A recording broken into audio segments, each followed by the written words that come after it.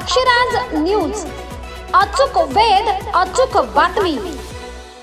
वर्तकनगर पोलिसांची उल्लेखनीय कामगिरी, तांत्रिक कौशल्याने शोधले 35 गहाळ मोबाईल। वर्तकनगर पोलीस ठाण्याच्या कर्मचाऱ्यांनी तांत्रिक कौशल्य वापरत गहाळ झालेल्या मोबाईल फोनचा यशस्वी शोध घेत एक मोठी कामगिरी केली आहे।